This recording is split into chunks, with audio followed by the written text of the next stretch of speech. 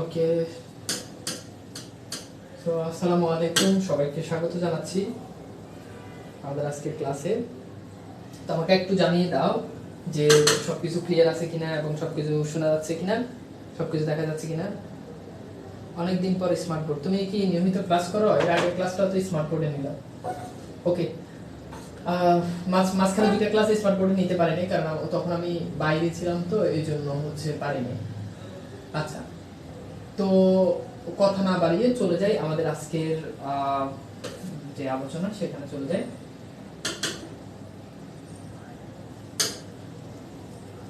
তো আমরা এর আগের ক্লাসে যেটা নিয়ে আলোচনা করতে সেটা হচ্ছে আমরা সিরাজউদ্দৌলা, আমাদের যে ইয়েটা ছিল সেটা একেবারে শেষ হয়ে গেছে। সিরাজউদ্দৌলা যে নাটকটা ছিল সেই নাটকটা প্রায় শেষ, মেবি একটা স্লাইড ছিল, সেখানে আমরা দেখেছি যে পলাশীযুদ্ধের ইংরেজরা জয় হয়ে গিয়েছে এবং নবাবের যে পরাজয় অলমোস্ট প্রায় শেষ করে ফেলেছি।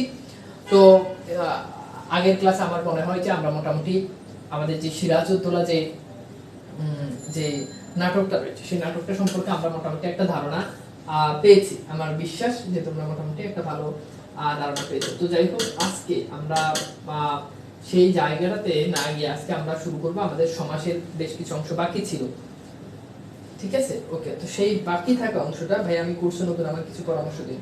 আগের ক্লাসগুলো অ্যানাউন্সমেন্টে ক্লাসগুলো লিংক দেওয়া আছে, এক থেকে করে ফেলবা। ওকে, আচ্ছা, তো ঠিক আছে। আর তোমার জন্য আরেকটা নির্দেশনা হচ্ছে, আরেকটা পরামর্শ হচ্ছে যে একই কমেন্ট 4-5 বার করবে না, সর্বোচ্চ 2 বার। আচ্ছা, এইবার চলো তাহলে আমরা আজকে আমাদের সমাসের যে বাকি অংশটা রয়েছে, সমাসের সেই বাকি অংশটা নিয়ে আমরা আলোচনা করি। ফার্স্ট অফ অল আমরা একটা সমাস শিখি, সেই সমাসটার নাম হচ্ছে নিত্য সমাস। তো সবাই একটু খাতায় লিখো যে নিত্য সমাস। নিত্য সমাস দেখতে দেখতে আমাদের কিন্তু আজকে 21 নাম্বার ক্লাস সম্ভবত চলছে, তার মানে কিন্তু আমরা প্রায় শেষের দিকে চলে গিয়েছি, বুঝতেই পারতেছো। ওকে, সো চলো আমরা খাতায় লিখি নিত্য সমাস। তো আজকে আমরা যে সমাসটা নিয়ে আলোচনা করব সেটা হচ্ছে নিত্য সমাস। তো প্রথমত তোমাদেরকে এই নিত্য সমাসটা বুঝতে হবে যে নিত্য সমাস আসলে সমাসের ক্ষেত্রে একটা সমস্ত পদ দেবে, তোমাকে সেটা নির্ণয় করতে হবে। তো মনে রাখবা, যদি কোনো সমাসের শেষে অন্তর থাকে কিংবা যদি কোনো সমাসের শেষে মাত্র থাকে তাহলে মোটামুটি বলা চলে সেটা নিত্য সমাস। যেমন তুমি খেয়াল করে দেখো, ধরো আমি লিখলাম যে গ্রামান্তর, তাহলে দেখো এই যে গ্রামান্তর, এখানে দেখো শেষে অন্তর আছে, গ্রাম যোগ অন্তর, গ্রামান্তর।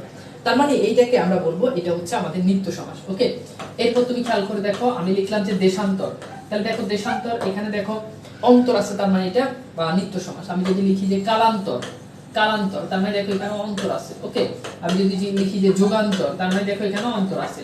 ওকে, আমি যদি বলি পাঠান্তর, রূপান্তর, সবগুলো তো অন্তর আছে, তার মানে এগুলো নিত্য সমাস। মাত্র যদি থাকে, যেমন আমি যদি বলি যে নাম মাত্র, হ্যাঁ, তার মানে এটা নিত্য সমাস। আমি যদি বলি যে দেখা মাত্র, তার মানে এটা নিত্য সমাস। আমি যদি বলি যে চাহিবা মাত্র, চাহিবা মাত্র, তার মানে এগুলো কি? এগুলো হচ্ছে নিত্য সমাস। অর্থাৎ কোন সমাসের শেষে যদি তুমি এই দুটো সিম্বল দেখো, কি কি?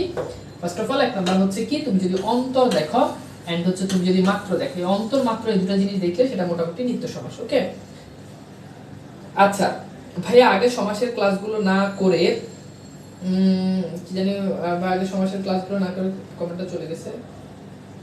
আচ্ছা ভাই, আমি এই কোর্সের নতুন রেকর্ড ক্লাসে দেখে নিব।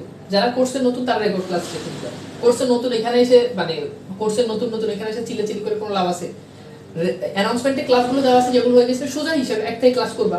এখানে এসে বারবার ভাই আমি নতুন নতুন, তোমার কেউ বলছে কোর্সের মাঝখানে এসে ভর্তি হইছো আগের ক্লাস করবা, সোজা কথা। এটা নিয়ে কেউ আর কোনো কথা বলবে না। আচ্ছা, এইবার প্রশ্ন হচ্ছে প্রতিদান কবিতাতে তো একবার পড়াইছেন, আমারও মনে হয় একবার পড়াইছি, কিন্তু একজন বললো যে পড়ানো হয়নি। প্রতিদান কি পড়াইছি একটু বলো তো। আমার যতদূর মনে পড়ে একটা মেয়ে আজকে আমি কমেন্ট করছি বলছে প্রতিদান পড়ানো হয়নি।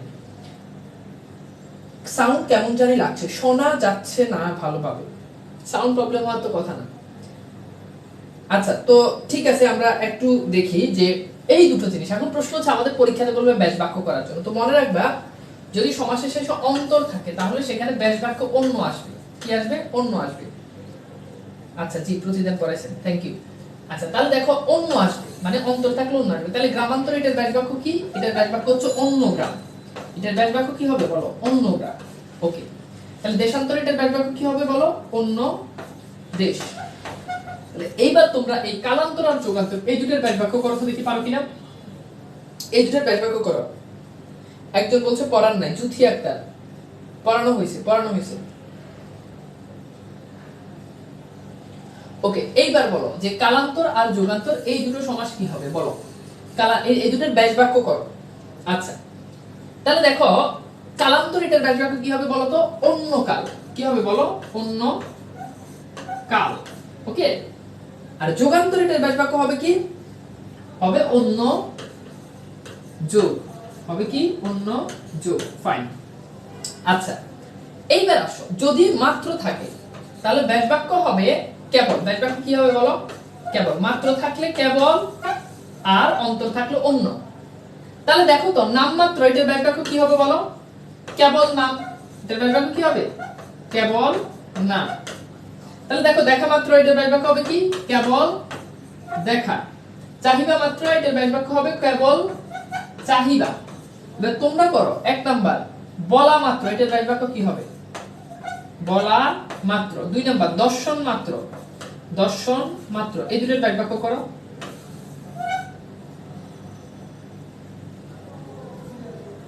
দ্রুত।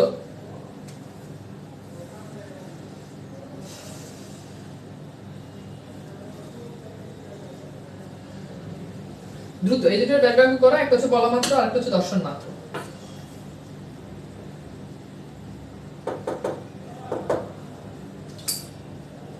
তোমাদেরকে আজকে কিছু রিয়েল প্রশ্ন তোমাদেরকে দেখাই দিব, যেগুলো দিয়ে তোমরা মোটামুটি একটা আইডিয়া পাবা।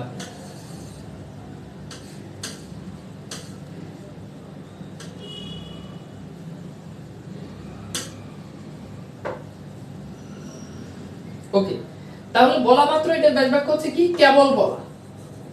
এটার ব্যাস বাক্য কি বলতো? কেবল বলা। আর দর্শন মাত্র এটার ব্যাস বাক্য হচ্ছে কি? কেবল দর্শন। ব্যাস বাক্য কি বলতো? কেবল দর্শন। ফাইন। তাহলে আমাকে একটু বলো তো নিত্য সমাস কি বুঝা গেছে? নিত্য সমাস কি পারা যাবে? এবং বিগত সালে নিত্য সমাস থেকে অনেকবার পরীক্ষাতে প্রশ্ন আসতো। দ্রুত একটু বলো তো নিত্য সমাস কি পারা যাবে?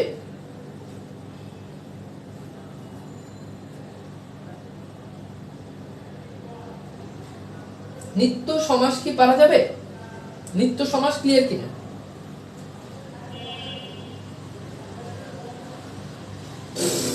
আচ্ছা এখন এখানে একটা জিনিস, তেপান্তর তোমাদেরকে যদি প্রশ্ন করি, আচ্ছা বলো তো তেপান্তর এটা কোন সমাস? বলো তেপান্তর এটা কোন সমাস, দেখি পারো কিনা। এখন তেপান্তর এটাকে অনেকে মনে করবে ভাই এখানে অন্তর আছে তার মানে এটা নিত্য সমাস। না, অন্তর থাকলে এটা নিত্য সমাস না, এটা দ্বিগু সমাস। তেপান্তর দ্বিগু সমাস, কারণ এখানে শুরুতে সংখ্যা আছে, 3 আছে। এটা কেন নিত্য সমাস এটা একটু পরে বুঝবা, বাট তেপান্তর এটা অন্তর থাকলে এটা নিত্য সমাস না। আচ্ছা এরপর চলো আমরা একটু খাতায় লিখি দ্বিগু সমাস। খাতায় লিখো দ্বিগু সমাস। আমার সমাসের ক্লাস যে করে এরপর বলবে ভাই সমাস বুঝি না, এটা 100% নিশ্চিত যে তোমার কলেজের টিচার কেন এতে বড় কোনো টিচার আসলে তোমরা সমাস বুঝাতে পারবে না। যদি আমার এই এতগুলো ক্লাস করার পর আজকে মেবি 4 নাম্বার ক্লাস চলতেছে, বাংলাদেশের কোথায় একাডেমিক কোর্সে সমাসের উপর 4টা ক্লাস না হয় আমাকে দেখাও, পারবা না। টু বি অনেস্ট পারবা না। 4টা ক্লাস 4টা ক্লাস সমাসের উপর, প্রত্যেকটা জিনিস আগে সমস্ত পদ আইডেন্টিফাই করার কৌশল, এরপর ব্যাস বাক্য করার কৌশল, সবগুলো জিনিস। ব্যতিক্ত সমাস কি সমাসের প্রকারভেদের ভিতর পড়ে না, এটা প্রধান কোনো সমাস না, অপ্রধান সমাস। ঠিক আছে,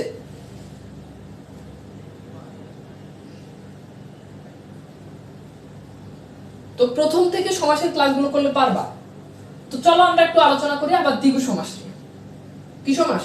দ্বিগু সমাস। তো দ্বিগু সমাসের শুরুতে কথা হচ্ছে, দ্বিগু সমাসের ক্ষেত্রে মনে রাখতে হবে যে এখানে শুরুতে সংখ্যা থাকে। কি থাকে বলো? সংখ্যা থাকে, এবং সংখ্যা তো থাকে, এবং এই সমাসে পরপদের প্রাধান্য পায়। আমরা এটা একদম প্রথম ক্লাসে জেনেছি যে দ্বিগু সমাসে কোন পদের অর্থে প্রাধান্য পায়? পরপদের অর্থের প্রাধান্য পায়। এই দুটো জিনিস আমাদেরকে মনে রাখতে হবে, যে একটা হচ্ছে যে সংখ্যা থাকে, আর একটা হচ্ছে আমরা দেখতে পাবো যে দ্বিগু সমাসে কি হবে? দ্বিগু সমাসে পরপদের অর্থের প্রাধান্য পাবে। ঠিক আছে, এইবার চলো আমরা একটু জিনিসটা একটু দেখি। প্রথম কথা হচ্ছে সংখ্যা থাকবে মাস্ট। এখন ধরো, খুব ভালো করে খেয়াল করো, ধরো আমি লিখলাম চৌরাস্তা। এখন ভাইয়া তুমি খেয়াল করে দেখো তো চৌরাস্তাতে এখানে দুটো জিনিস মিল আছে কিনা দেখো। শুরুতে সংখ্যা, চৌ মানে হচ্ছে 4, তাহলে দেখো তো শুরুতে সংখ্যা 4 আছে। এখন চৌরাস্তা বলতে তুমি কি 4 কে বুঝো না রাস্তাকে বুঝো? বলো। অবশ্যই রাস্তাকে বুঝো। তাহলে দেখো পরপদের অর্থের প্রাধান্য পাচ্ছে। দেখো আমি লিখলাম ষড়ঋতু, তাহলে দেখো তো ষড়ঋতু। এখন খেয়াল করে দেখো ষড় মানে কি? 6, তাহলে দেখো শুরুতে সংখ্যা আছে, 6 আছে। এখন ষড়ঋতু বলতে কি 6 কে বুঝো না ঋতুকে বুঝো?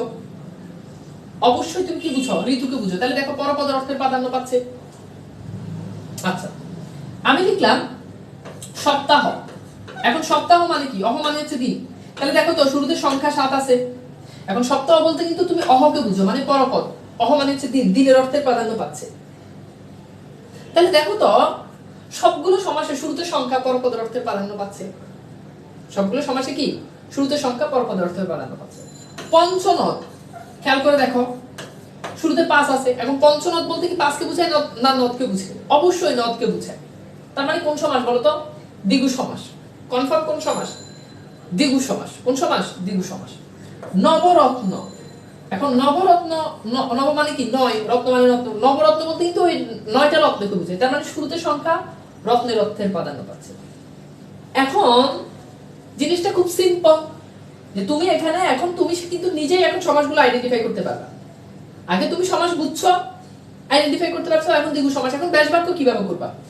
দ্বিগু সমাসে ব্যাস বাক্য করার ক্ষেত্রে সমাহার যুক্ত করা হয়। স্কুল কলেজে যখন তোমরা পড়ছো তখন টিচাররা তোমাদেরকে পড়াইছে সমাহার থাকলে দ্বিগু সমাস। আরে ভাই, সমাহার থাকলে দ্বিগু সমাস, এটা তো ঠিক আছে, কিন্তু পরীক্ষাতে যদি তাই চৌরাস্তা, এখন চৌরাস্তা দেখে তুমি কেমনে বুঝবে এখানে সমাহার আছে নাকি এখানে কি আছে? তুমি তো বুঝার তো কোনো ওয়ে নেই। কাজে আগে তুমি সমাস আইডেন্টিফাই করো, এরপর তুমি ব্যাস বাক্যের দিকে যাও।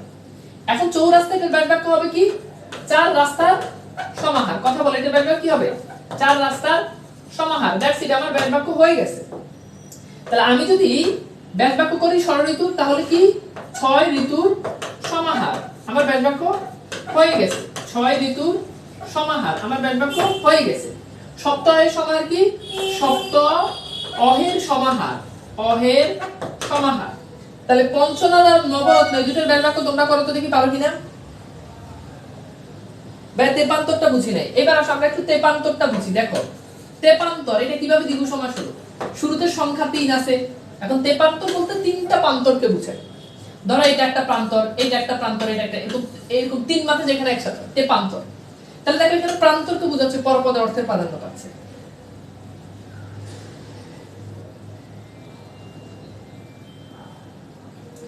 তাহলে দেখো পঞ্চনদ, এটা কি হবে? গুড, এটা কি হবে? পঞ্চনদের সমাহার। পঞ্চনদের সমাহার, ঠিক আছে। নবরত্ন কি হবে? 9 রত্নের সমাহার, ঠিক আছে।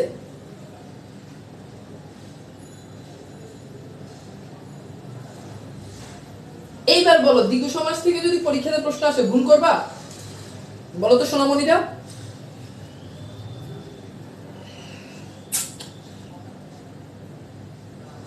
বলো।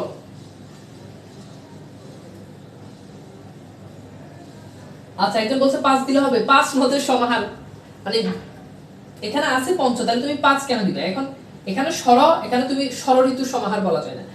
পঞ্চ নদের সমাহার দিলেও মানে 5 নদের সমাহার দিলেও ভুল হবে না, কিন্তু সুন্দর হচ্ছে পঞ্চ নদের সমাহার। কাজে তুমি এখানে আছে পঞ্চ নদ, তুমি 5 কেন দিবে? ঠিক আছে, পারবা? ধরে ধরে এভাবে ভালো করে আর কই পড়বা বলো? তবু যদি কো আমি ভালো না, কি হবে বলো? আচ্ছা, ক্লিয়ার, ওকে ফাইন। এইবার একটা কনফিউশন ক্লিয়ার করি, সেটা হচ্ছে আমাদের যে দ্বিগু সমাস আছে, এই দ্বিগু সমাসের সাথে একটা সমাসের প্যাচ লাগে, সেটা হচ্ছে সংখ্যাবাচক বহুব্রী। বহুব্রী তোমাদেরকে সংখ্যাবাচক বহুব্রী পড়াইছি। এখন সংখ্যাবাচক বহুব্রীর সাথে প্যাচটা কিভাবে লাগে এটা তোমাকে একটু আগে বুঝাই। দেখো, দ্বিগু সমাস আমরা সবাই জানি যে এখানে শুরুতে সংখ্যা থাকে এবং এখানে পরপদের অর্থে প্রাধান্য পায়। প্যাচটা হচ্ছে এই জায়গায় সংখ্যাবাচক বহুব্রী, এটা বহুব্রী সমাসের একটা প্রকার। তো এখানেও তোমার সংখ্যা থাকে শুরুতে, এই জন্য হচ্ছে প্যাচ, যে দুইটা সমাসের শুরুতে সংখ্যা থাকে। কিন্তু আমরা তো জানি বহুব্রী সমাসে কোন পদের অর্থে প্রাধান্য পায়, বারবার বলেছি অন্য পদের অর্থে প্রাধান্য পায়। তাহলে বিষয়টা তোমাকে বুঝতে হবে, এখানে পরপদের অর্থের প্রাধান্য পাচ্ছে। যেমন তুমি দেখো, চৌরাস্তা, শুরুতে সংখ্যা আছে। এখন চৌরাস্তা বলতে কিন্তু এই রাস্তাকে বোঝাচ্ছে, পরপদের অর্থের প্রাধান্য পাচ্ছে। কিন্তু তুমি খেয়াল করে দেখো, আমি যদি বলি চৌচালা, আচ্ছা এখন বলো চৌচালা বলতে কি চালকে বোঝাচ্ছে, চালাকে বোঝাচ্ছে? না। ধরো তুমি যদি বলো আমাদের একটা চৌচালা আছে, তার মানে কি তোমার 4টা চালা আছে, কি বোঝাচ্ছে? আমার একটা চৌচালা আছে, তার মানে আমার একটা ঘর আছে। তাহলে দেখো, পূর্বপদ পরপদ কোনোটাকেই বোঝাচ্ছে না, অন্য পদের প্রাধান্য পাচ্ছে। এই যে দেখো, দুটাতেই একটা জিনিস কমন, চৌ চৌ, কিন্তু আনকমন একটা জায়গায়, সেটা হচ্ছে এখানে পরপদের অর্থ প্রদান, এখানে অন্য পদের অর্থ প্রদান। এখন তুমি দেখো, ধরো আমি লিখলাম পঞ্চনদ, পঞ্চনদ বলতে কিন্তু নদকেই বুঝায়। কিন্তু যদি বলি পঞ্চগড়, এবার বলো পঞ্চগড় বলতে কি গড়কে বুঝায়? না ভাইয়া, পঞ্চগড় বলতে আমরা বুঝাই একটা জেলাকে। কি বুঝায়? একটা জেলাকে। তাহলে দেখো, সংখ্যাবাচক বহুব্রী আর দ্বিগু সমাসের পার্থক্যটা তোমাকে বুঝতে হবে। এখন এটার ব্যাখ্যাটা আমরা জানি সমাহার যুক্ত করলে, আর এখানে যুক্ত করতে হবে সংখ্যাবাচক বহুব্রী, কিন্তু সমাহার যুক্ত করবে না, এখানে লিখতে হবে জাল। তাহলে চৌচালা বা চৌচাল জাল বা চৌচালা জাল, পঞ্চগড় জাল, কি হবে? পঞ্চগড় জাল। বুঝতে পেরেছো? আমি যদি বলি 12 হাতি, 12 হাতি, 12 হাতি, তো 12 হাতি, 12 দিয়ে অনেকগুলো অভিধানের শব্দ আছে, ওকে? 12 হাতি, 12 বনিতা, মানে 12 বনিতা মানে হচ্ছে যেটাকে তোমরা বলো 12 বাতারি। এটা আসলে এটা হচ্ছে 12 বনিতা। 12 বনিতা মানে হচ্ছে বেশ্যা, পতিতা টাইপ নারী আর কি। তো এটাকে এখনকার যুগে পোলাপান ফেসবুকে লিখে যে 12 বনিতা, 12 বাতারি। 12 ভাতারি বলে আসলে অভিধানে কোনো শব্দ নাই, কিন্তু শব্দটা খুব ইন্টারেস্টিং। সেটা হচ্ছে ভাতার মানে হচ্ছে স্বামী। ভাতার মানে কি? স্বামী। তো পোলাপান 12 ভাতারি কেন বলে? মানে যার 12টা স্বামী আছে তাকে বলা হয় থাকে সে হচ্ছে 12 ভাতারি। বুঝতে পেরেছো? এটা আসলে অভিধানগত শব্দ না, অভিধানে যে শব্দটা পাওয়া যায় সেটা হচ্ছে 12 বনিতা। তো যাই হোক, আমরা যেখানে ছিলাম 12 হাতি, তো 12 হাতি জিনিসটা কি? 12 হাতি মানে হচ্ছে 12 হাত পরিমাণ যা। তো 12 হাতি বলতে যে কোনো জিনিস, ধরো একটা শাড়ি 12 হাত পরিমাণ হতে পারে, দেখো একটা মানে যেই জিনিস 12 হাত পরিমাণ সেটাকে বোঝাচ্ছে, ওকে? তো এইবার আশা করি জিনিসটা বুঝতে পেরেছো। তার মানে দ্বিগু সমাস আর সংখ্যাবাচক বহুব্রী সমাসের যেই প্যাচ, আই হোপ যে এই প্যাচটা আমাদের মোটামুটি ক্লিয়ার। ঠিক আছে, ওকে। আমিরা খান বলেছে আপনার কথা শুনে আম্মু হাসে। আসসালামু আলাইকুম। আপনার মেয়ে অনেক ভালো বুঝতেছে এন্ড পড়াশোনাও বুঝে, আর মাঝে মধ্যে এইসব আরো ভালো বুঝে। হ্যাঁ, দোয়া করবেন তার জন্য, আমি চেষ্টা করতেছি আমার জায়গায়। ঠিক আছে, ওকে। তো এইবার 12 হাতি বলতে কি হাতিকে বুঝায়? না, হাতিকে বুঝাইলে তো ভাই হইতেই, মানে তাহলে তো পরপদের অর্থ প্রদান হইতো, তাহলে দ্বিগু সমাস হয়ে যেত।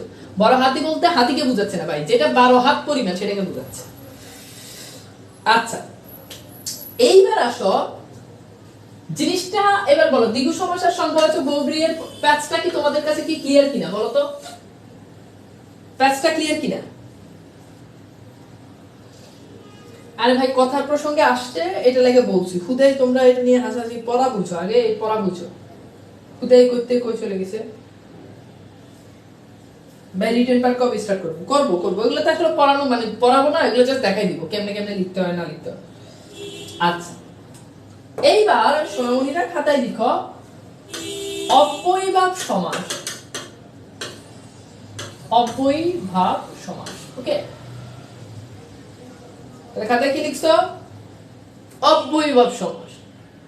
ফাইন। এইবার চলো আমরা একটু অব্যয়ভাব সমাসটা একটু বুঝি। যে সমাসের শুরুতে অব্যয় থাকে, এখন অব্যয়গুলো কি?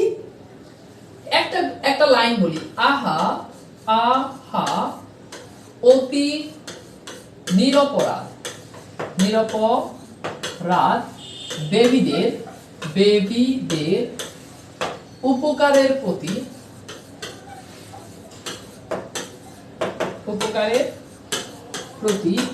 যথাযথ অনুগ্রহ থাকা উচিত।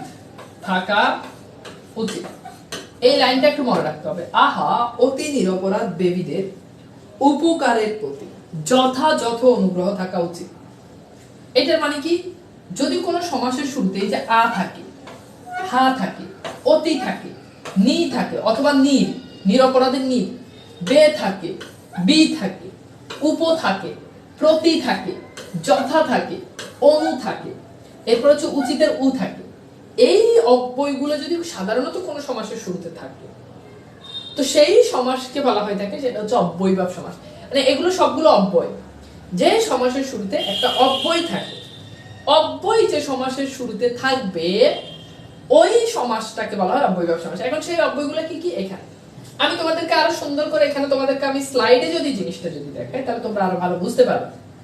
এখানে ভাই তুমি খেয়াল করে দেখো, লেখা হচ্ছে যে আহা, হ্যাঁ, আহা অতি নিরপরাধ বেবিদের দুটির, সরি, আহা অতি নিরপরাধ বেবি দুটির উপকারের প্রতি, দুটির দু উপকারের প্রতি যথাযথ অনুগ্রহ থাকা উচিত। এই যে তুমি খেয়াল করে দেখো, এই যে দুটি দু দিয়ে, যেমন দুর্ভিক্ষ, উপ দিয়ে উপনদী, উপসাগর, উপগ্রহ, উপবন, প্রতি বলতে প্রতিদিন, প্রতিদান, প্রতিবাদ, যথা বলতে যথারীতি, যথাবিধি, যথাযোগ্য, যথা, অনু বলতে অনুগমন, অনুধাবন, অনুপক্ষে, উ বা উদ বলতে উদ্বেগ, উচ্ছৃঙ্খল, উচ্ছিন্ন। তার মানে ভাইয়া এরকম অব্যয়গুলো যখন তুমি পাচ্ছ তখন সেগুলোকে বলছি সেগুলো হচ্ছে অব্যয়ভাব সমাস। কি সমাস বলো তো ভাইয়া? অব্যয়ভাব সমাস। এখন চলো আমরা একটু ব্যাস বাক্যগুলো একটু দেখি। যেমন তুমি খেয়াল করে দেখো এখানে ব্যাস বাক্যগুলো তুমি কমন সেন্স দিয়ে মিলাবা। যেমন উপ দিয়ে কি হতে পারে? উপকণ্ঠ, এটার ব্যাস বাক্য হচ্ছে কণ্ঠের সমীপে। উপকূল মানে কুলের সমীপে। উপকথা, এটার মানে হচ্ছে কথার সাদৃশ। উপদ্বীপ দ্বীপের সাদৃশ। উপবন বনের সাদৃশ। উপলক্ষ লক্ষ্যের সাদৃশ। আবার ক্ষুদ্র অর্থ প্রকাশ করে। উপগ্রহ মানে উপজে গ্রহ মানে ক্ষুদ্র যে গ্রহ। উপজাতি উপজে জাতি।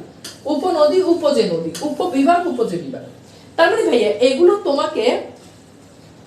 তোমাকে ভাইয়া কিছুই করা লাগবে না, জাস্ট তোমাকে কমন সেন্স খাটাতে হবে। কোনটা দ্বারা কোনটা বোঝাচ্ছে, কোনটা দ্বারা ক্ষুদ্র বোঝাচ্ছে, কোনটা দ্বারা সমীপ বোঝাচ্ছে। প্রতি দিয়ে যেগুলো হবে একটু ভাইয়া ভালো করে খেয়াল করে দেখো। যেমন ব্যক্তি বা বিপস অর্থে, যেমন প্রতিক্ষণ মানে ক্ষণে ক্ষণ, প্রতিকূল মানে প্রতিকূল, প্রতিদিন এটার ব্যাখ্যা হচ্ছে দিন দিন, প্রতিদান এটার ব্যাখ্যা হচ্ছে প্রতিদান মানে বিপরীত দান, প্রতিবার বারবার। এরপর দেখো প্রতিকৃতি মানে মাঝখানে হবে মানে সাদৃশ্য, প্রতিচ্ছায়া মানে প্রতিভা, সাদৃশ্য ছায়া। ঠিক আছে? সমীপ অর্থ কি? সমীপ অর্থ মানে হচ্ছে কাছে। যথা দিয়ে যেগুলো হবে, যথাবিধি, যেমন বিধিকে অতিক্রম না করে, যথা নিয়ম নিয়মকে অতিক্রম না করে, যথাবিধি বিধিকে অতিক্রম না করে, যথা নিয়ম নিয়মকে অতিক্রম না করে, যথারীতি রীতিকে অতিক্রম না করে। যথাকাল মানে হচ্ছে যথা বা নির্দিষ্ট যে কাল, যথা সময় উপযুক্ত বা নির্দিষ্ট যে সময়। তার মানে ভাইয়া এগুলো তোমাকে ব্যাস বাক্য মুখস্থ করা লাগতেছে না। দেখো তো আমি তোমাকে যদি বলি যথা নিয়ম, আচ্ছা যথা নিয়ম বলতে সাধারণত তুমি কি বুঝো ভাইয়া? যথা নিয়ম বলতে যেটা নিয়মকে অতিক্রম করে না, নিয়মের ভিতরেই যেটা থাকে। তার মানে এইটার ব্যাস বাক্য হবে নিয়মকে অতিক্রম না করে। তাহলে যথাবিধি বিধিকে অতিক্রম না করে, বিধি মানে হচ্ছে বিধান, যথারীতি রীতিকে অতিক্রম না করে, শেষ। এখন যখন আমি বলতেছি যথা সময়, তখন এই যথা সময় এটা দ্বারা কি এটা বুঝায় যে সময়কে অতিক্রম না করে? না, যথা সময়টা দ্বারা বুঝায় যে উপযুক্ত যে সময়। তার মানে এটার ব্যাস বাক্য হবে যথা মাঝখানে ব্র্যাকেট উপযুক্ত যে সময়, দ্যাটস ইট, শেষ। ঠিক আছে? তার মানে বিষয়টা বুঝতে হবে। তার মানে সমাসগুলো আসলে আমাদেরকে, অব্যয়ভাব যে সমাসগুলো রয়েছে এগুলো আমাদেরকে পড়তে হবে। যেমন এই যে আ দিয়েছে এই সব ইয়েগুলো, যেমন আকণ্ঠ মানে কণ্ঠ পর্যন্ত, আ মানে অবধি কণ্ঠ, আজানু আ জানু বা অবধি জানু, আকণ্ঠ, আমৃত্যু মানে অবধি মানে মৃত্যু অবধি। এইভাবে তোমাকে এগুলো পড়তে হবে। আবাল বিদ্য বনিতা, এটার ব্যাকরণ কি? আবাল বিদ্য থেকে বনিতা সবাই, মানে যেভাবে আছে এটাই, একটা শব্দ দ্বারা যেটা বুঝাচ্ছে ওটার ব্যাখ্যাটাই হচ্ছে এটার ব্যাস বাক্য। শেষ। নিরামিষ, নিরামিষ মানে তুমি নরমালি কি বুঝো? আমিষের অভাব। নির্ভাবনা মানে ভাবনার অভাব। নিরুৎসাহিত মানে উৎসাহের অভাব। হাবাতে মানে কি? ভাতের অভাব। আলুনি মানে কি? নুনের অভাব। শেষ। তার মানে এগুলোর ব্যাস বাক্য কিন্তু স্পেশাল কোনো নিয়ম নাই। ব্যাস বাক্যের কি নাই ভাইয়া? স্পেশাল কোনো নিয়ম নাই, যেটা আছে ওইটাই পড়বা, ঠিক আছে? তো এই জিনিসগুলো আমাদেরকে একটু পড়ে রাখতে হবে। এরপর তুমি খেয়াল করবে, এখানে আমরা কয়েকটা প্রাদি সমাস দিয়েছি, প্রাদি সমাসগুলো একটু পড়তে হবে। এখানে একটা ছন্দ দিয়েছি, প্রভাত মানে প্রকৃষ্ট রূপে যে বাদ, মানে সবগুলোর সাথে সাধারণত প্রকৃষ্ট যোগ হয়। প্রভাত, প্রকৃষ্ট যে বাদ, প্রবচন, প্রকৃষ্ট যে বচন, ঠিক আছে? ব্যাস বাক্য হচ্ছে এরকম, প্রকৃষ্ট যুক্ত করতে হবে। প্রভাতে পরিভ্রমণ কালে প্রভাত প্রবচন অনুতাপের মাধ্যমে প্রবন্ধে প্রশিক্ষিত হয়ে প্রতিকূল উন্নিদ্র অবস্থায় প্রগতি করা যাবে। এখান থেকে তুমি মিলিয়ে নাও, প্রভাত, পরিভ্রমণ, এটা খুব কম, দু চারটা সমাস আছে যেগুলো তোমাকে পড়তে হবে, প্রবচন, অনুতাপ, প্রবন্ধ। তো এই অনুতাপের কিন্তু আবার অব্যয়ভাব সমাস হয়, সো তুমি যে কোনো একটা দিলেই হয়ে যাবে। অব্যয়ভাব সমাসটাই লাগাইও, কারণ এটা মৌলিক সমাস হিসাবে এটাকে বিবেচনা করা হয়। তো এখান থেকে জাস্ট তোমরা কি করবা, এখান থেকে তোমরা প্রাদি সমাসগুলো একটু দেখে নিবা, দ্যাটস ইট, কাজ শেষ। এইবার আমাকে বলো, সমাস নিয়ে কারো কোনো প্রশ্ন আছে? এতটুকুর পরে এরপর আমরা বিগত সালের প্রশ্ন সমাধান করব। এখন আমরা বিগত সালের প্রশ্ন সমাধান করব। এইবার বলো, কারো কোনো প্রশ্ন আছে কি? একজন বলেছে, আমার প্রিয়তমা কে? কাজী স্বামী বলেছে। তোমার প্রিয়তমা কে? এটা তো আমরা জানি না বাবা। তোমার প্রিয়তমা এই গ্রুপে আছে কিনা সেটা আমরা জানি না, তাহলে তুমি কেন এখানে এই কমেন্টটা করেছো আমাকে একটু বলো। এখন তোমাকে সুন্দর করে ব্যান করে তোমাকে তোমার প্রিয়তমার বুকে পাঠিয়ে দিতে আমার খুব মন চাচ্ছে। সুন্দর করে তোমাকে ব্যান করে প্রিয়তমার বুকে তোমাকে পাঠিয়ে দিতে মন চাচ্ছে, বুঝতে পেরেছো? তো এখন আমি তাকে সুন্দর করে ব্যান করে দিলাম, কারণ সে তার প্রিয়তমাকে খুঁজতেছে, তার সমাস খোঁজার কোনো দরকার নেই। আচ্ছা ভাই, সাধারণ কর্মধারয় সমাস বাকি ছিল, ওকে ফাইন। তাহলে চলো আমরা একটু সাধারণ কর্মধারয় সমাসটা একটু পড়ি। তো সাধারণ কর্মধারয় সমাসটা কি, শোনো ভালো করে। সাধারণ কর্মধারয় সমাস হচ্ছে, এই সমাসটা সাধারণত নাউন প্লাস নাউন হইতে পারে, এই সমাসটা নাউন প্লাস অ্যাডজেক্টিভ হইতে পারে, এই সমাসটা অ্যাডজেক্টিভ প্লাস নাউন হইতে পারে ভাইয়া, এই সমাসটা অ্যাডজেক্টিভ প্লাস অ্যাডজেক্টিভ হইতে পারে, যে কোনো স্ট্রাকচার হতে পারে। তাহলে প্রশ্ন হচ্ছে ভাই কিভাবে বুঝবো? সাধারণত এই সমাসটা দ্বারা একটা কমপ্লিমেন্ট বা একটা বস্তু বা একটা ব্যক্তিকে বুঝায়, অর্থাৎ একটা কমপ্লিমেন্টকে বুঝিয়ে থাকে। ভাই খুব ভালো করে একটা শুনো, জীবনে এগুলো অনেক কাজে লাগবে। একটা কমপ্লিমেন্টকে বুঝায়, যেমন নাউন প্লাস নাউন। যেমন তুমি খেয়াল করে দেখো, আমি লিখলাম জজ সাহেব, তাহলে খেয়াল করে দেখো তো, জজ সাহেব, জজ এটা নাউন, সাহেব এটাও নাউন, জজ নাউন, সাহেব নাউন। আমি যদি বলি খোকা বাবু, তাহলে খেয়াল করে দেখ, খোকা নাউন, বাবু নাউন, খোকা নাউন, বাবু নাউন, দুইটাই নাউন। তাহলে নাউন প্লাস নাউন, এবং দেখো দুইটা দ্বারা একটা জিনিসকে বোঝাচ্ছে। জজ সাহেব একটা জিনিস, খোকা বাবু একটা জিনিস। এখন ব্যাস বাক্য করো। ব্যাস বাক্য কিভাবে করবা? যিনি জজ তিনি সাহেব, যিনি জজ তিনি সাহেব, দ্যাটস ইট। এবার তোমরা ব্যাস বাক্য করো, ম্যাম সাহেব, এটার ব্যাস বাক্য কি হবে বলো? ম্যাম সাহেব, বলো এটার ব্যাস বাক্য কি হবে? ম্যাম সাহেবের ব্যাস বাক্য কি হবে? দেখি তোমরা পারো কিনা।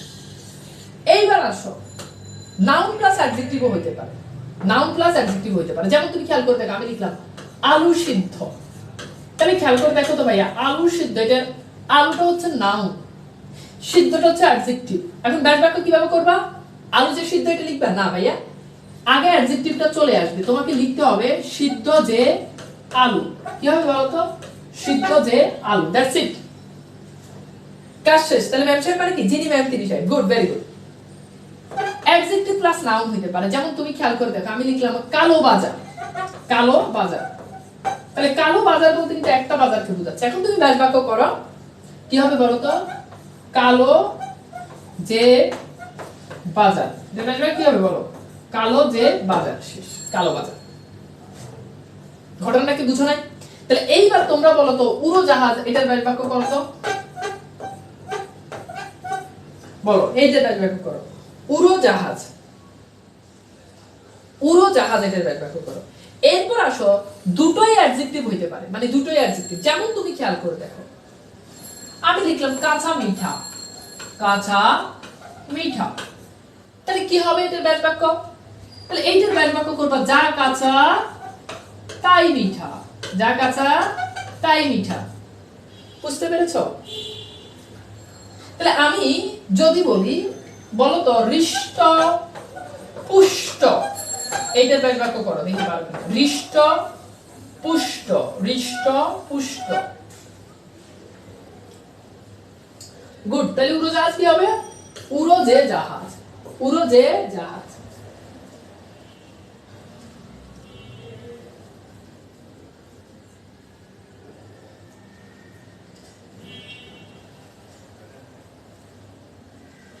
গুড। তাহলে কি হবে? যা হৃষ্ট তাই পুষ্ট, যা হৃষ্ট তাই পুষ্ট। ঠিক আছে, সিম্পল।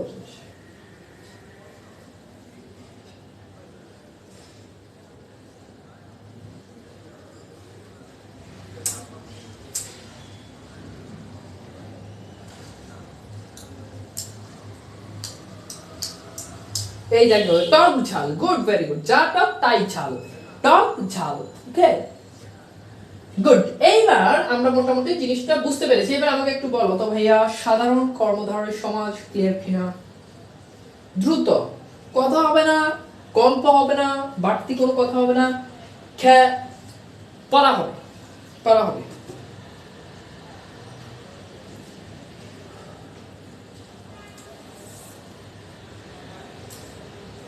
বুঝছো বাবারা? ওকে, থুলি, থুলি বলেছে জি স্যার। ওকে থুলি। শামিমা ক্লিয়ার।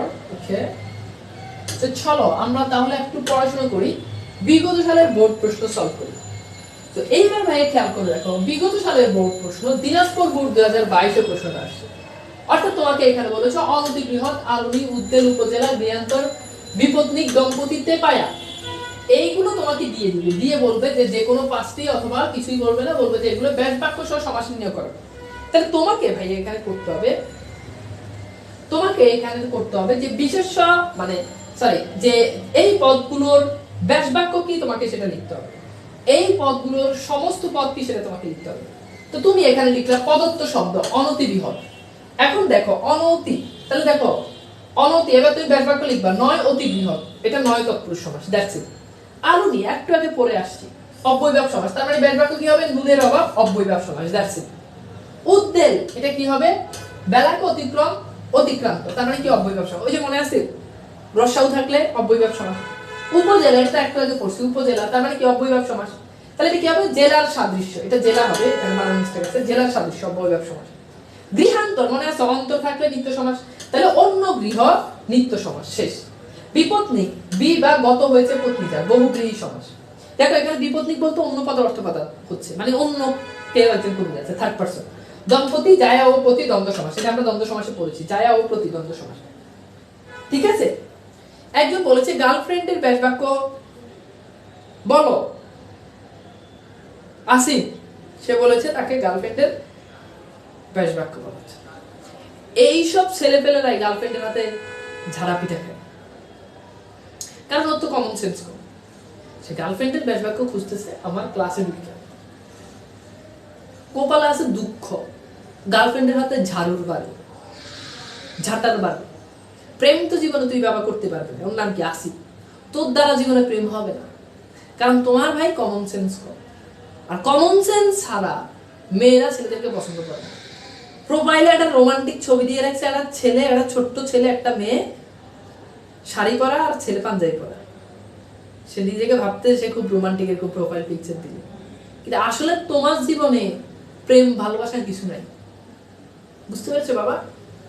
কমন সেন্স খাটাও, প্রেমের অভাব হবে না। প্রোফাইলে যতই কাপল ছবি মারো, নিজের জীবন দেখবে যে অন্তঃসার শূন্য। আজীবন এভাবে গার্লফ্রেন্ড গার্লফ্রেন্ড করে ফেসবুকে ক্লাসের ভিতরে নাচবা, প্রোফাইল দিবা রোমান্টিক রোমান্টিক, কিন্তু নিজের বাস্তবে রোমান্স নাই।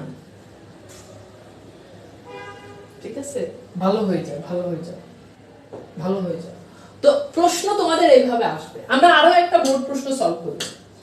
এইটা এসেছে ঢাকা বোর্ড 2022 এর প্রশ্নটা আসছে। কোথায় আসছে বলো? ঢাকা ও এই যে একজন এসেছে, যে তার নাম হচ্ছে আরিফুল রহমান। আরিফুল রহমান স্যার বলো, সে বলছে স্যার মাত্র আসলাম। তো সে মাত্র এসেছে, এখন আমাদের কি উচিত বলতো? আমাদের উচিত আমরা তার জন্য মিষ্টি কুরমা পোলাও রেডি করে রাখা, তাকে তারপর আমরা সবাই অপেক্ষা করতেছি। মানে তার এখন প্রত্যাশাটা কি, যে আমি এখন বারবার তার নাম বলবো, হ্যাঁ, তারপর মেয়েরাও তাকে রিপ্লাই দিবে, আল্লাহ ভাইয়া আপনি মাত্র এসেছেন, আপনার জন্যই তো অপেক্ষা করতেছি, তাই না? এমনটাই তো চাচ্ছ, তাই না বাবা? বেহাইয়া পোলা পাই, দেরি করে আসে তো আসে, এরপর আবার ক্লাসে ঢুকে আবার কয় আইসি, এর লাগে আমরা অপেক্ষা করতেছি।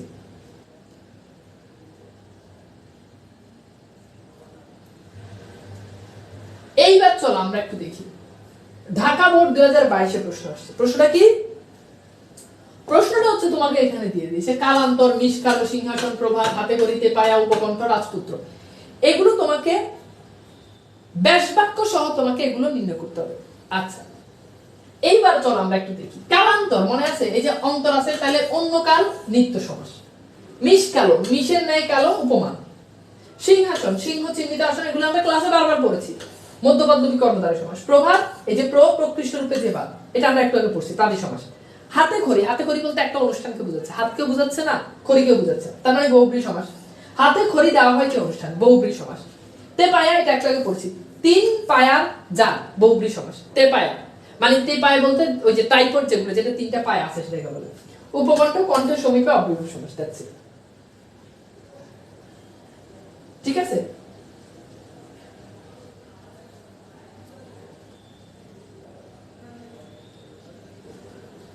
ঠিক আছে, ওকে। তো এই হচ্ছে আমাদের মোটামুটি প্রশ্ন আসবে, অর্থাৎ তোমাকে এভাবে প্রদত্ত শব্দ লিখতে হবে, ব্যাস বাক্য লিখতে হবে, সমাসের নাম তোমাকে লিখতে হবে। ঠিক আছে? জিনিসটা কিন্তু খুবই সহজ। প্রাদি সমাস কখন পড়ালে? এই যে একটু আগে প্রাদি সমাসে তোমাদেরকে স্লাইড দেখাই দিছি, ব্যাস বাক্যগুলো বলে দিছি, হ্যাঁ, প্রবাদ, প্রকৃষ্ট যে বাদ, এই যে এখানে তো টেকনিক দিয়ে দিছি। ওকে, আচ্ছা, সো আমাকে একটু বলো যে মোটামুটি আমাদের সমাস শেষ, আমাদের সমাস শেষ। তো সবাই আমাকে একটু জানিয়ে দাও যে সমাসের ক্লাসগুলো কি তোমরা নিয়মিত করেছো কিনা, বা সমাসের ভয়টা আসলে দূর হয়েছে কিনা। আসলে ব্যাপারটা হচ্ছে, আচ্ছা, সুপসুপা সমাস কি, ওগুলা থেকে পরীক্ষাতে প্রশ্ন আসে না। সুপসুপা সমাস থেকে পরীক্ষাতে প্রশ্ন আসে না। ঠিক আছে? তেপায়া দ্বিগু সমাস হতে পারে না, তেপায়া কোনোভাবে দ্বিগু সমাস হতে, কারণ তেপায়া বলতে পায়াকে বোঝাচ্ছে না। তেপায়া বলতে যার তিনটা পায়া আছে, এভাবে চৌপায়া মানে যার চারটা পায়া আছে। ওকে, আচ্ছা, জি করছি সব ক্লাস। ওকে, গুড, ভেরি গুড। ভাই বক্সের মধ্যে উত্তর করতে হবে না, তুমি বক্সের মধ্যে উত্তর করতে হবে এমনটা না, তুমি চাইলে মানে লিখে লিখে টান দিয়ে দিয়ে করতে পারো, বক্সে করতে হবে এমনটা না। এখানে আমরা সুবিধার্থে বক্স দেখালাম। ঠিক আছে, ওকে, আলহামদুলিল্লাহ, প্র্যাকটিস করলে প্রবলেম হবে না ইনশাআল্লাহ। ঠিক আছে, সো ভালো থাকবা, সুন্দর সুস্থ থাকবা। সমাজের ক্লাস শেষ, বিশাল একটা জিনিস শেষ। পরবর্তীতে আস্তে আস্তে আমরা বাকি জিনিসগুলো পড়ে ফেলবো। সবার জন্য অনেক অনেক ভালোবাসা, শুভকামনা। আল্লাহ হাফেজ।